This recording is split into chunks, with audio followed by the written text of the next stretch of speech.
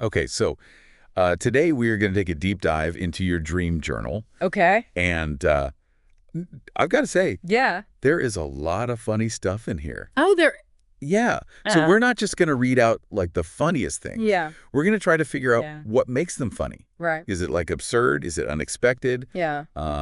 Is it just random? Yeah. Like, what is it about these things that make them funny? Well, one of the things that I noticed right away Yeah. was just how many dreams you had about being on public transportation. Oh, yeah. And every time it seems like something goes terribly wrong. Yes, we're calling it the Yeah. train of awkward moments. Like that one where you forgot your shoes at Thomas's. Yeah. Like, who is Thomas? I don't know who Thomas is. But he appears a lot in your dream journal. A lot. That's one thing I noted. Yes. But you forgot your shoes at his place. Right. You get caught pantsless by your father. Huh? You accidentally flashed your neighbors while testing the 3DS camera. Oh my gosh. Yeah. It's like all these just awkward social situations Yeah. all in one. All together. Like, why is your brain doing this to you? Well, I mean, Here's what I mean. I think a lot of people have dreams about those kinds of social situations. Mhm. And they are very relatable. But the fact that your dreams kind of take it to the extreme, Yeah. it's just that much funnier. Where it's playing on something we all fear, but Yeah. amplifying it to a ridiculous degree. Right. It's like your subconscious is trying to say, like, hey, remember that time in middle school when you, like, Yeah. tripped in the cafeteria? Totally. Well, let me show you something even worse. Exactly. Okay, but it's not just the awkward moments. Yeah. Cause and effect sometimes just goes completely haywire in these dreams. The dream logic is something else. It really is. Yeah. Like, I don't even know how to describe it other than just completely bonkers. Yeah. It's like, well, Like, for instance. like that one where you're craving an M&M cookie from Cold Stone, but instead you get oatmeal raisin Yeah. from like a recycled cookie stand. Out of nowhere. Like, where did that even come from? I don't know how your mind makes those leaps. I don't either. Or that other one. Yeah. You get congratulated for a hackathon game about having sex with women. Yeah, where did that come from? I don't even know what the code for that would look Oh, I like. can't even imagine. Like, how does that even work? Yeah. But it's just so ridiculous and unexpected that you can't help but laugh. You have to laugh. Yeah. And then sometimes it's not just the logic. Yeah. Sometimes the technology itself goes crazy. Oh, absolutely. Like that one where a virus on your iPhone causes a plane to crash. Oh, yeah. Like, oh, that's terrifying, but also kind of funny. Right. Like, it's like the most extreme version of tech anxiety. It's like a modern day myth. Yes. With technology as the, like, vengeful god. Exactly. Okay, but let's move on to something a little lighter. Okay. Pop culture. Yes. Your dreams are like a melting pot of Yeah. real life and fictional worlds. They really are. It creates these really weird mashups. Yeah. Like, remember that one where Teddy from Persona 4 shows up in a Harry Potter dream? Oh, yeah. That one's great. It's like the most unexpected crossover episode ever. The ultimate crossover. I mean, who would have thought of that? I don't know. But it works, somehow. It's so random. Yeah. And then there's the King of the Hill episode where Hank is dealing with Bill's death, Uh-huh. except in your dream, it's Hank's Saw warranty that's causing him grief. Classic Hank. Yeah, he's very concerned about that warranty. That's a good one. And then there's the one where you're back in high school, Okay. and there's this socially awkward guy named Hitler. And he keeps a meticulous journal of his happiness levels on a mini golf trip. I don't know. How does your brain come up with this stuff? I know. It's like it takes these serious figures and just throws them into these ridiculous situations. It does. I love it. Yeah. Okay, so we've got awkward, public transit, cause and effect, gone haywire, pop culture, mashups. And then there's the video game dreams. Oh, yeah. It seems like every night you're transported to some virtual world Right. where game logic just spills into real life and the most outlandish things happen. And glitches manifest in these really weird ways. Yes, like that one where you're in a Lego Mindstorms competition and suddenly you're faced with a MIPS login authentication challenge. What is that even from? I don't even know. It's like your brain is trying to make robotics even more frustrating. Right. And then there's that other one where you're at a PS2 bargain bin Yes. and you find the Stanley Parable, except it's actually SpongeBob. The disappointment. The disappointment. It's like the ultimate gamer letdown. I know. And then there's the Pokemon Xenoblade crossover that was just a huge flop. Uh-huh. And the dream where you discovered a secret Wii U menu that lets you play GBA games. That's a good one. It's like a gamer's dream come true, but in a dream. Right. So it's even better somehow. Yeah. Okay, so we've covered a lot of ground here. Yeah, we have. Awkward public transit, crazy logic, pop culture, video games. Mm. But there's one more thing I want to touch on before we move on. Okay. Recurring symbols. Yes. These are the elements that pop up again and again in your dreams. Right. It's like specific people, places, objects, themes.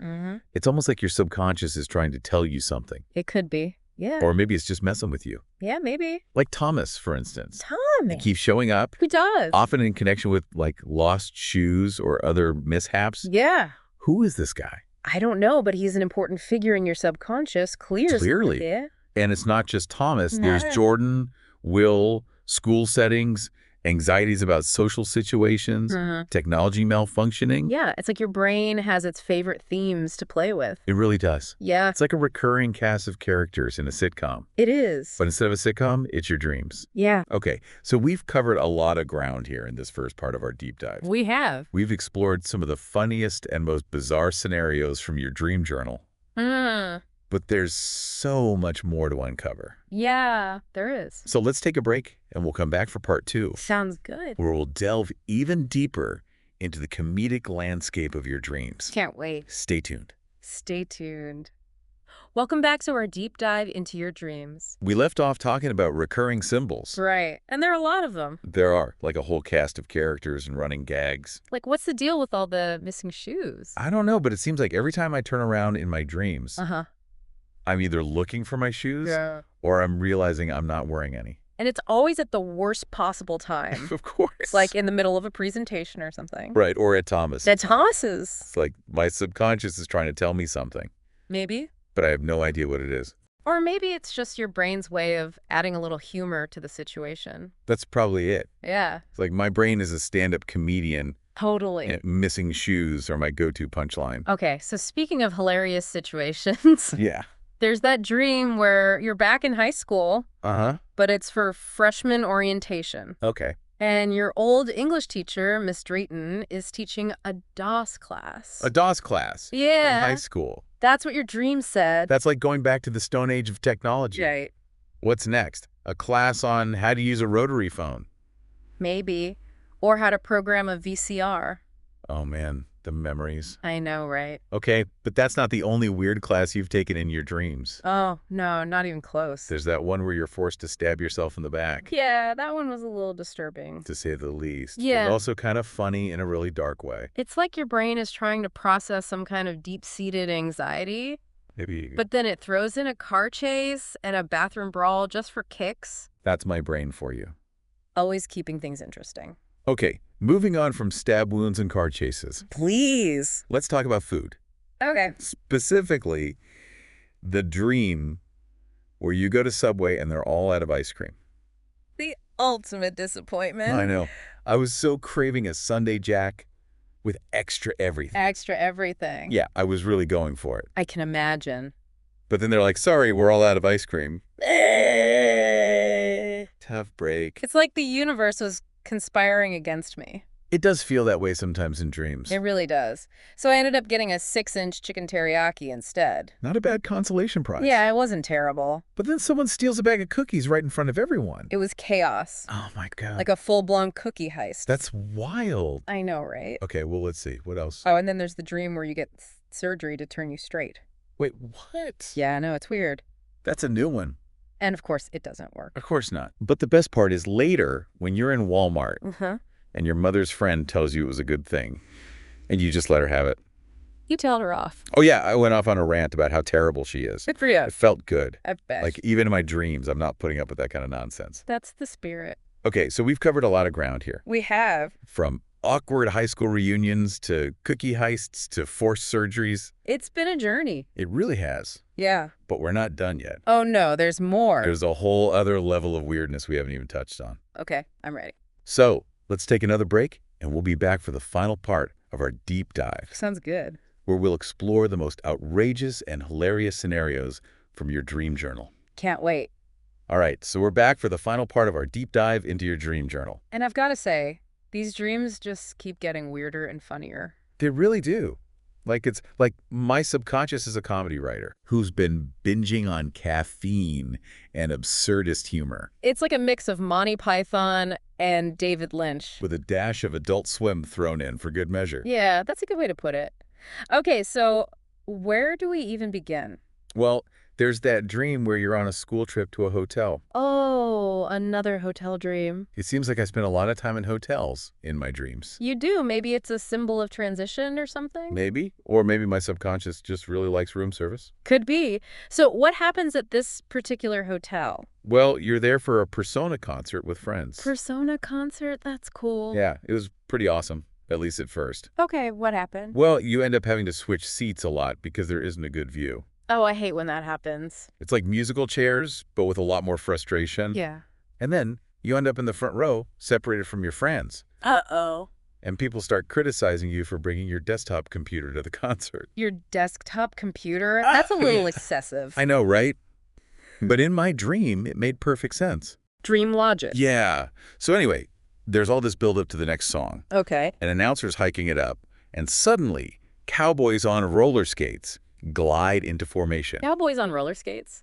Yeah, you heard that right. That's a new one. It was pretty epic, Yeah. actually. But then they try to play the backing track for the song, and it's a .FLAC file, and Chrome can't play it. Oh no, the technical difficulty. I know, right? It was a nightmare. So they have to open it in VLC. Of course they do. But when the song finally starts, instead of singing, the cowboys just start screaming. Screaming? Yeah, like really loud, unharmonious screaming. That's terrifying. It was. And there were all these like demonic sounds playing in the background. Wow. It was like the concert from hell. I can imagine. So the fire alarm goes off, and everyone starts running out of the theater. Makes sense. But of course I can't leave, because I have to find my shoes. Of course you do. And in the chaos, I lose sight of my friends and can't find my way back to the theater. Oh no, you're lost and shoeless. Yep. And to make matters worse, I realize I forgot to put a shirt back on after changing clothes. You're shirtless. Yeah, and Jordan is wearing my shirt, That's awkward. to say the least. Okay, moving on from that nightmare. Yeah, let's move on. There's the dream where you're back in high school, taking the PSAT. Ah, the joys of standardized testing. I know, right? But this PSAT is a little different. How so? Well, for one thing, there's a high-speed car chase involved. A car chase. Yeah, it's like the Fast and the Furious, but with Scantrons. That's an interesting combination. And one part of the test involves going to the bathroom and having a 1v1v1 fight in cars in the bathroom? in the bathroom. Your dreams are wild. They really are. So anyway, I end up running out of time with half the test incomplete. Oh, the stress. I know, right? And to make matters worse, I forgot how Scantrons work. Oh, no. So I have to redo all my bubbles. Ugh, I hate when that happens. That's the worst. Okay, let's take a break from the stress of exams and jump back into the world of video games. Okay, sounds good. There's that dream about Brilliant Diamond and Shining Pearl. Oh, yeah, the Pokemon games. Yeah. So, in this dream, Dialga and Palkia can evolve twice. That's not how it works. I know, but it's my dream, so anything goes.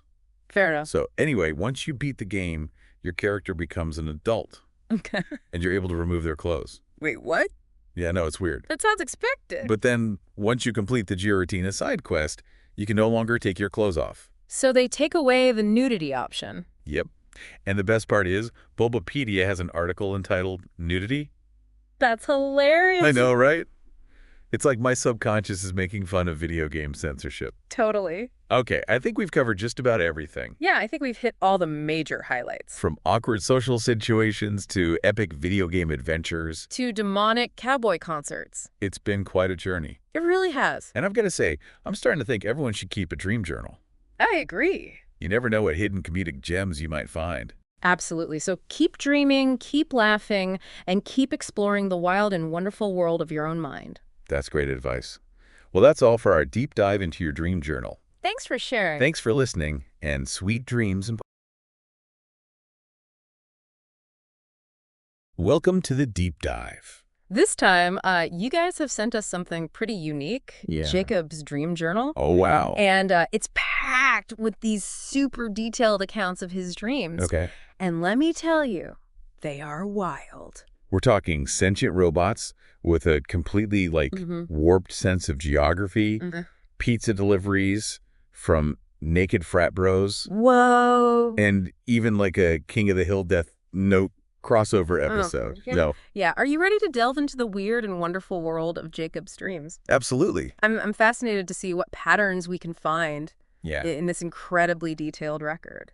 Dreams can tell us a lot about a person's fears, Right. desires, Yeah. and even their daily life. Even if they're about sentient robots taking over the world, or we're Yeah. accidentally buying a $10,000 subwoofer on Amazon. Right, or accidentally buying a $10,000 subwoofer on Amazon. Exactly. One thing that really struck me was how often Jacob dreams about technology, but Yeah. always with these bizarre glitches or unexpected twists, right? It's like his subconscious is saying, sure, technology can be amazing, Mm-hmm. but let's not forget its potential to be hilariously flawed. Yeah, like that. Like, imagine strapping on a VR headset, Okay. expecting this, like, mind-blowing experience. Right. And instead, it's just a direct view of the projector. Oh my gosh. That's so disappointing. Yeah. Or how about this? Robots have taken over the world, Oh, okay. which sounds terrifying Yeah. until you realize that they think that New England is all of New York City. What? So they're trying to navigate global domination with Yeah. the geographical awareness of a Roomba. Okay, I got to hear more about this robot apocalypse. Okay. What kind of world have they created? Okay, so What are Jacob's interactions with them like?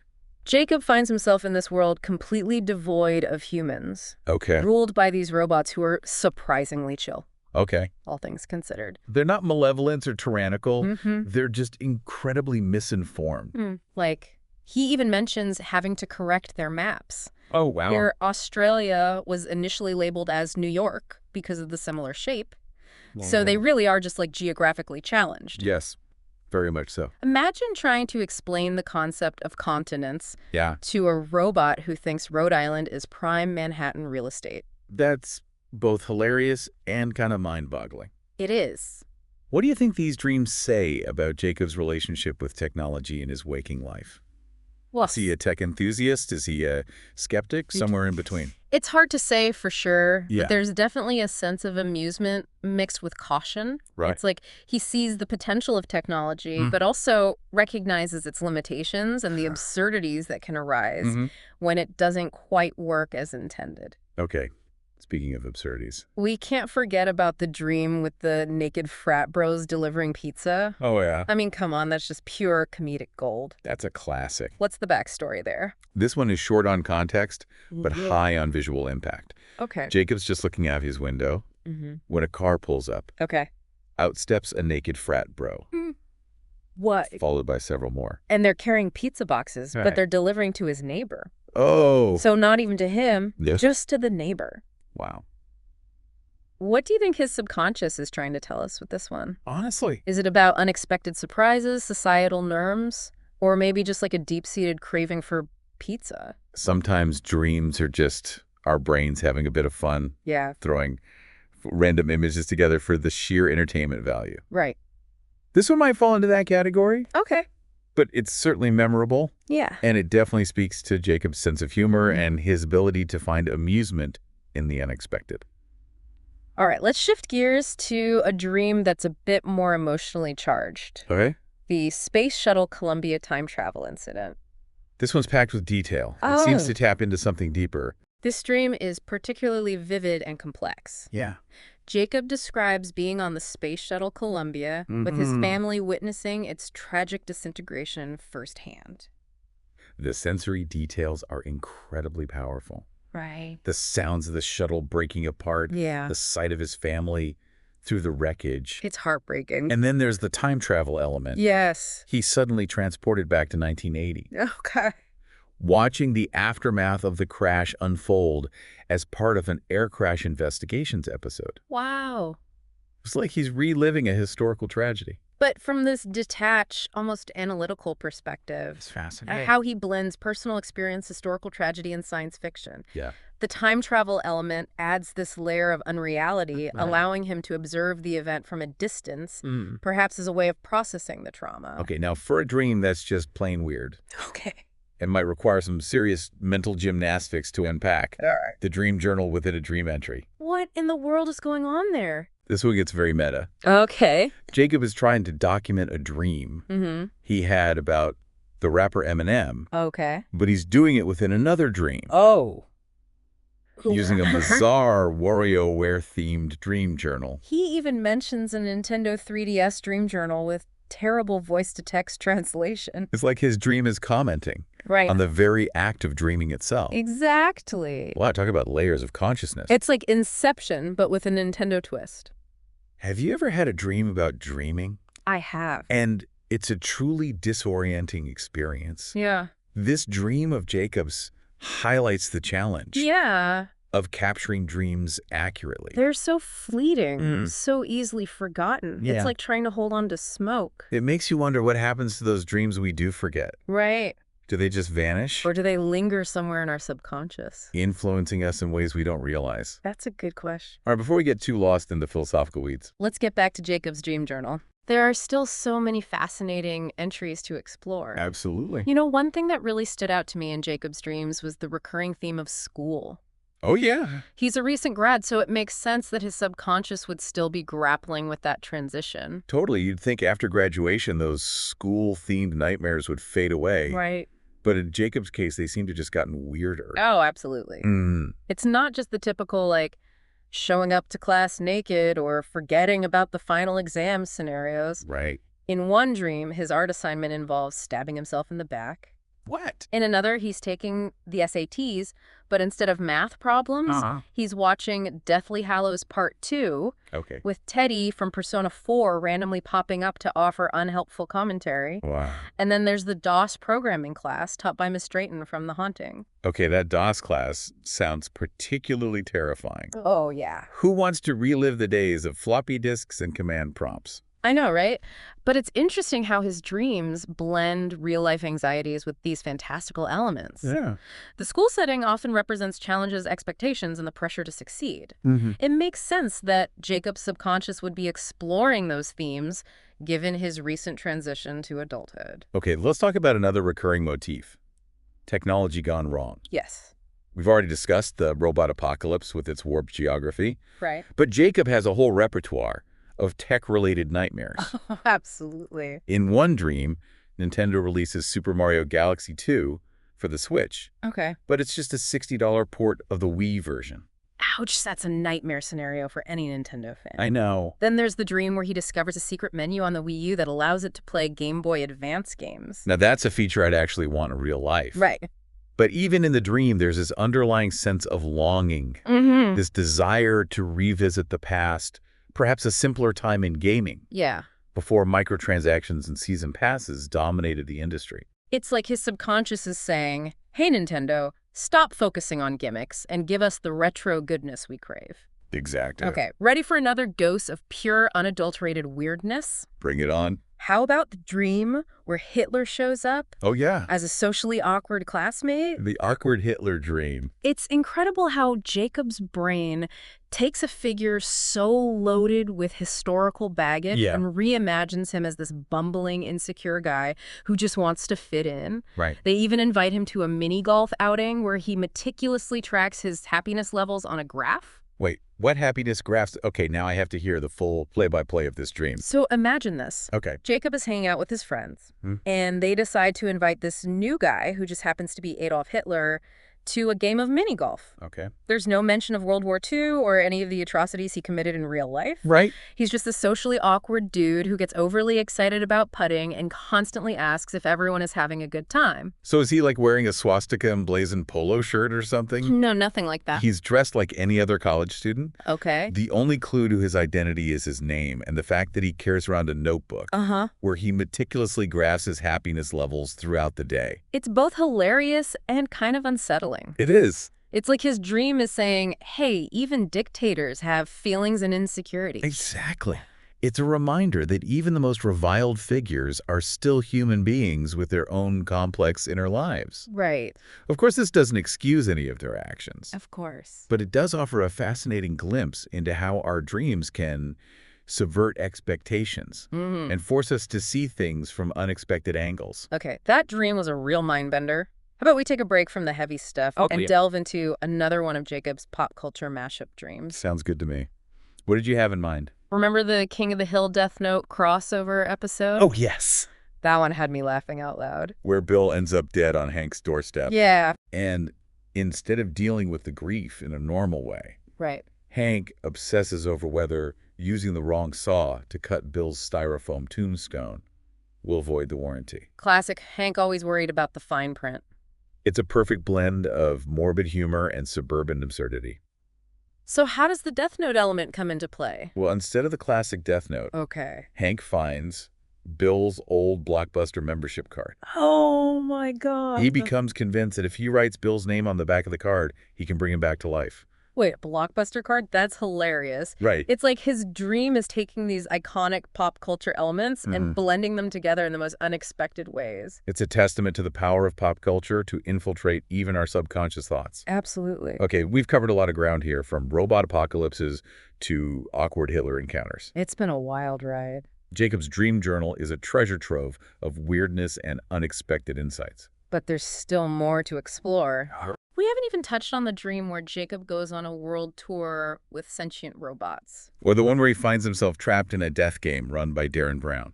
Those sound incredible. Let's dive into those next. All right, let's jump back into the bizarre world of Jacob's dreams. Okay. You mentioned a world tour with robots. Oh, yeah. What's the deal with that one? This dream is a continuation of the robot apocalypse scenario we discussed earlier, Right.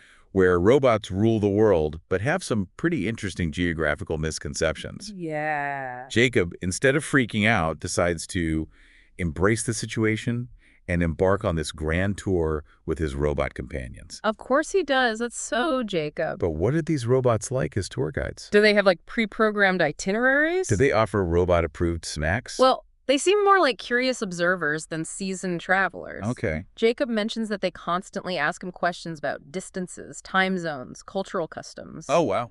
They rely on him for information, which is kind of ironic considering they're the ones in charge. It's like they built a world they don't fully understand and need a human to explain it to them. Yeah. I love that. Where do they even go on this robot-led adventure? Of all the places they could visit, they end up in San Diego. San Diego. And things get really interesting there. Okay. Jacob runs into Naoto Shirogane from Persona 4, Okay. who's in the middle of a battle with a being that looks a lot like Nyx, the final boss from Persona 3. Hold on, we're mixing Persona games now. Talk about dream logic. Right, it's a total mashup of video game characters and storylines. But what's fascinating is how these specific characters might represent different aspects of Jacob's psyche. Okay, how so? Naoto, known for her analytical mind and detective skills, could symbolize Jacob's own desire for understanding and knowledge. Yeah, makes sense. And Amy, with her connection to the Persona 3 themes of death and the unconscious, Right. might represent his anxieties about the future or the unknown. Exactly. It's like his dream is drawing on these familiar characters to personify his internal struggles. That's really interesting. And then just when things are getting really intense, Yeah. the dream shifts again. Okay. And he finds himself back in high school. Back to school. Didn't he just graduate? I know, right? Why would he want to go back to that? It's a classic dream scenario often associated with feeling unprepared or needing to relearn something.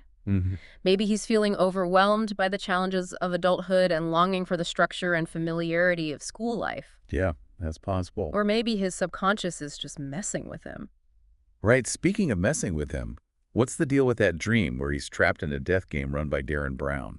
Oh. That one sounds intense. This dream taps into our primal fears and anxieties. Yeah. Jacob describes being part of a group of people, forced to participate in a series of increasingly dangerous challenges, Okay. orchestrated by the illusionist Darren Brown. There's a sense of helplessness and paranoia as they try to figure out the rules of the game and avoid becoming the next victim. So is it like Saw meets The Truman Show with a dash of mind-bending illusions? Exact. It's a classic psychological thriller scenario. And the fact that Darren Brown is the mastermind behind it all suggests that Jacob is grappling with themes of manipulation, control, and the deceptive nature of appearances. It's like his subconscious is saying, don't believe everything you see.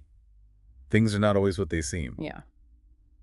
Okay, we've explored a lot of strange and fascinating territory tonight. We have. Any final thoughts on the inner workings of Jacob's mind as revealed through his dreams? I think it's clear that Jacob has a rich inner world, a vibrant imagination. Fueled by pop culture, personal anxieties, and a healthy dose of the absurd. Yeah. His dreams, while often bizarre and nonsensical, offer a unique window into his thoughts, fears, and desires. And for you, dear listener, maybe this deep dive has inspired you to pay more attention to your own dreams. Keep a journal by your bedside, jot down those strange and vivid images, and see what patterns or themes emerge. You might be surprised by what you discover lurking in the shadows of your subconscious. Remember, dreams can be confusing, nonsensical, and sometimes downright terrifying.